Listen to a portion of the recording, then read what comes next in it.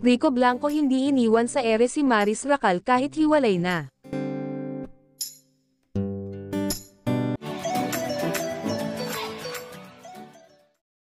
Malaki pala talaga ang kinalaman ng award-winning singer-songwriter at ex-boyfriend ni Maris Racal na si Rico Blanco sa pelikulang Sunshine, dahil siya ang musical scorer ng buong pelikula.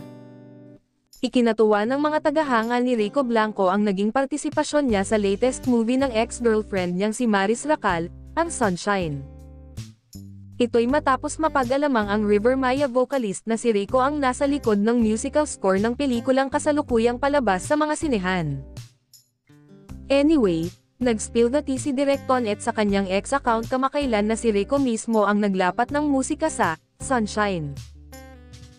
May Sunshine pala ang tawag ni Rico Blanco sa ex-girlfriend niyang si Maris Racal nang batiin niya ito sa kanyang kaarawan noong ika-22 ng Setyembre taong 2023. Based ito sa cover song nilang, Brighter Than Sunshine.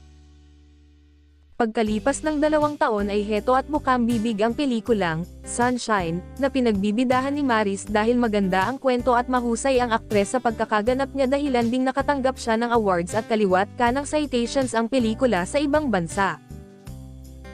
At kung ang si Rico mismo ang nagbigay ng suhestyon kay Direk Antoinette na ito ang gamiting karakter niya sa pelikula.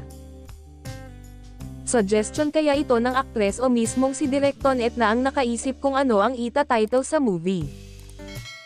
Mukhang swerte kay Maris ang pangalang Sunshine dahil nakilala at umiingay ang pangalan niya nang ma-feature ang pelikula sa nakaraang Cannes Film Festival 2025, nag-premiere rin ito sa 75th Berlinale sa Berlin International Film Festival, at napasama rin sa 2024 Toronto International Film Festival.